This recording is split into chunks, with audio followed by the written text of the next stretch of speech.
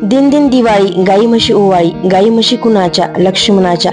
कृष्णाने वाजवली बासुरी, गाई म्हशी आल्या घरी. दिन दिन दिवाळी, गाई म्हशी ओवाळी. वसुबारस पासून दिवाळीची सुरुवात होते. दिवाळीचा हा पहिला दिवस असतो आणि या दिवशी आपण गायीची तिची वासरासोबत पूजा करतो.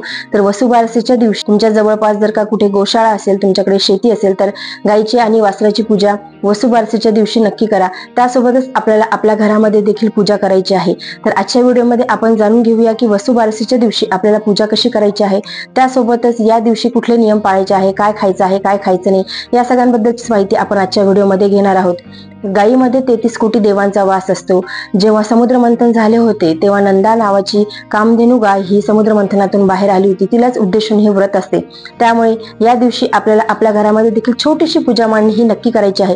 प्रत्येक आईने आपल्या मुलांच्या आरोग्यासाठी, त्यांना सुख समाधान ऐश्वर्य प्राप्त व्हावं यासाठी ही पूजा नक्की करायची आहे. कारण या दिवशी आपण गायीची तिच्या वासरासोबत ही पूजा करत असतो. पूजा मांडणी अत्यंत साधी सोपी आहे, लवकर होते. तुम्ही पूजा कधीही करू शकता. म्हणजे सकाळी तुम्ही पूजा करू शकता, तुम्ही जर का वर्किंग असेल, किंवा संध्याकाळच्या वेळी देखील तुम्ही वसुबारसेच्या दिवशी ही पूजा करू शकता.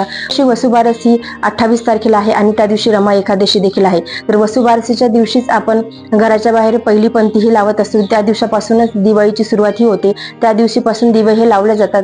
जे काही लाइटिंग लावायचे असतील, पंत्या लावायचे असतील, दिवे लावायचे असतील, ते तुम्ही वसुबारसेच्या दिवसापासून लावू शकता आणि संपूर्ण दिवाळीपर्यंत आपल्याला हे ठेवायचं आहे. जी आपण लाइटिंग वगैरे लावू, आकाश दिवा लावू, या सगळ्या गोष्टी आपण वसुबारसेला सुरुवात करायची आहे. त्याची मांडणी अगदी साधी सोपी आहे. मी जसं तुम्हाला म्हटलं की तुम्ही वर्किंग असेल तर सकाळी करा किंवा तुम्ही संध्याकाळी देखील पूजेची मांडणी केली तरी सुद्धा चालते. चला तर व्हिडिओला सुरुवात करूया. पाट किंवा चौरंग घ्यायचं आहे. लाल वस्त्र आपल्याला त्याच्यावरती टाकायचं आहे आणि तुमच्याकडे जर का गायीची अशी मूर्ती असेल, जशी सध्या ही माझ्याकडे आहे, तुमच्याकडे जर का असेल तर तुम्ही ती ठेवू शकता. गोपदमची जी रांगोळी आहे ती काढून घ्यायची आहे. पदमची रांगोळी काढून तुम्ही घेऊ शकता किंवा तुम्हाला जर का माझ्यासारखी रांगोळी येत असेल तर तुम्ही जो साचा आहे तो देखील यूज करू शकता. आपण कुठल्याही पूजेच्या वेळेस आपण अगोदर दिवा हा प्रज्वलित करून घेत असतो. त्यामुळे आपल्याला अगोदर दिवा हा प्रज्वलित करून घ्यायचा आहे. तुमच्याकडे जर का अशी गायीची आणि वासराची, तिच्या गाय आणि वासराची मूर्ती असेल तर तुम्ही ती देखील पूजेमध्ये ठेवू शकता.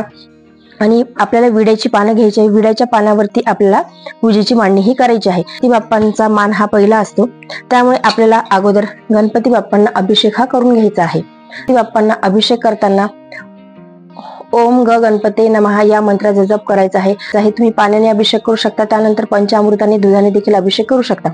तर अशा प्रकारे आपल्याला अभिषेक करून घ्यायचा आहे. गणपती बाप्पाची जी मूर्ती आहे ती आपल्याला स्वच्छ पुसून घ्यायची आहे आणि त्यानंतर आपल्याला ती पूजेमध्ये मांडायची आहे. अगोदरच हे जे विड्याची पानं आहेत त्यावरती अक्षदा टाकायची आहे.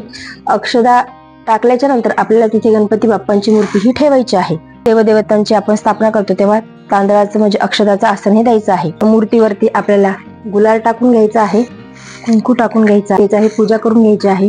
गणपती बाप्पांना दुर्वा अर्पण करायचा आहे. दुर्वा अर्पण करताना तुम्ही गणेशाचे नाव घेऊ शकता किंवा ओम ग गणपते नमः या मंत्राचा जप देखील तुम्ही फूल अर्पण करून घ्यायचं आहे. ओम ग गणपते नमः. त्यानंतर गुळ आणि खोबऱ्याचा नैवेद्य देखील आपल्याला गणपती बाप्पांना अर्पण हा करून घ्यायचा आहे. त्यानंतर आपल्याला बाळकृष्णांची पूजा करायची आहे.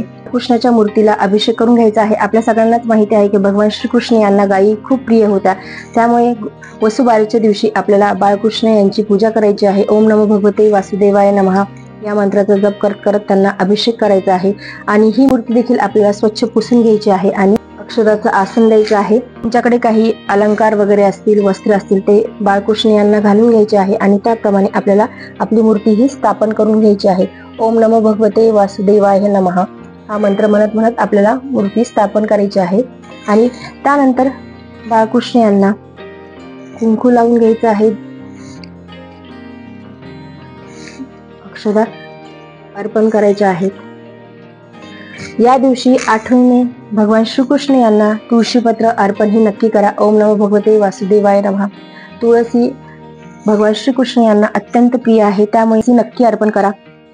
त्यानंतर एक फूल आपल्याला अर्पण करायचं आहे. ओम नमो भगवते वासुदेवाय नमः. आता आपल्याकडे ही जी मूर्ती आहे या मूर्तीला आपण अभिषेक घालू शकत नाही, त्यामुळे आपल्याकडे जी घरामध्ये तुमच्या मंदिरामध्ये जर का धातूची मूर्ती असेल तर तिला तुम्ही नक्की अभिषेक घाला. ती तुम्हाला दिसते आहे ही माझ्या देवघरामध्ये मूर्ती असते आणि तिला आपण आता अभिषेक करून घालून घ्यायचा आहे.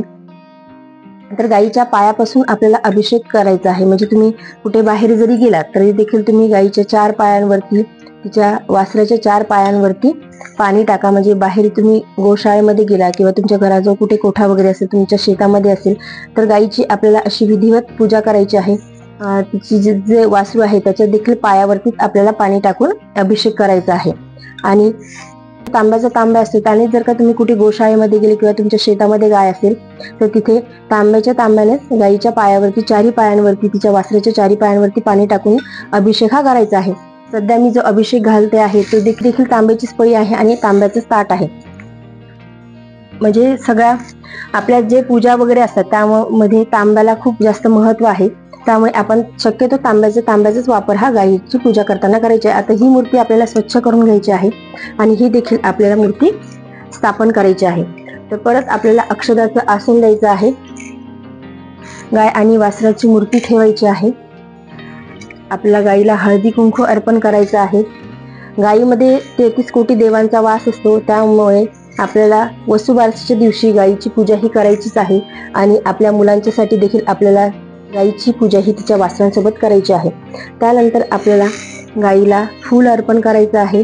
तिचा देखील उपवास असतो एकादशी असल्यामुळे, त्यामुळे गायीला आपल्याला गुळाचाच नैवेद्य दाखवायचा आहे. गुळाचाच नैवेद्य आपल्याला या दिवशी वसुबारसेच्या दिवशी गायीला हा दाखवायचा असतो.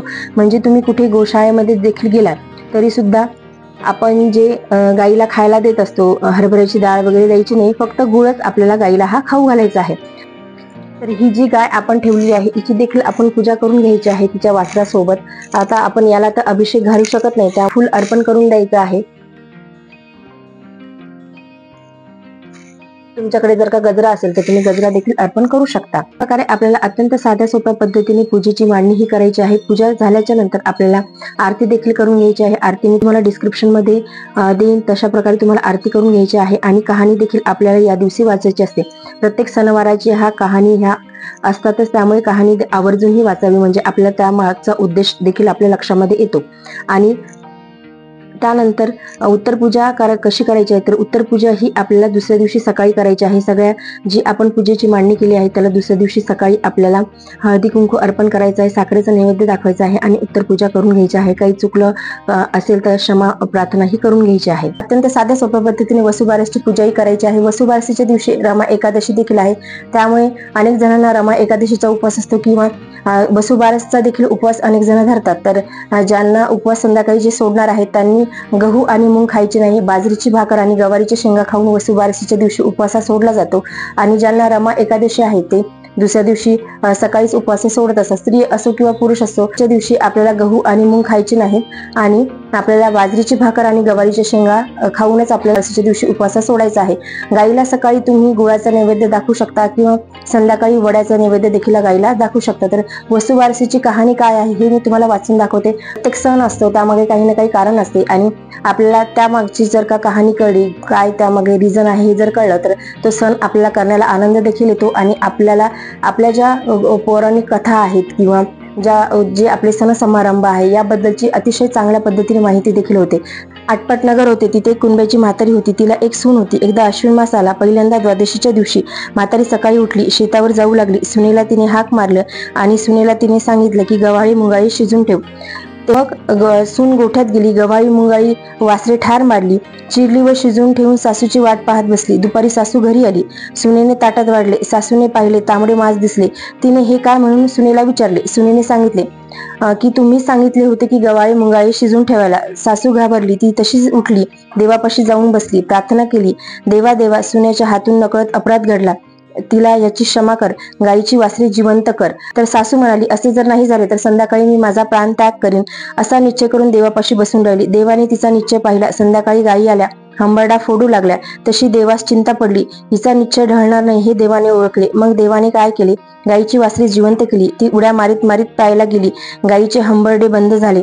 म्हातारीला आनंद झाला, तसा सर्वांना आनंद झाला. नंतर म्हातारीने गायी घोड्याची पूजा केली, स्वयंपाक करून नैवेद्य दाखवला, देवाचे आभार मानले. नंतर आपण जेवली, ती आनंद झाली आणि तिची सूनही आनंदी झाली. तसे तुम्ही आम्ही आनंदी होऊ.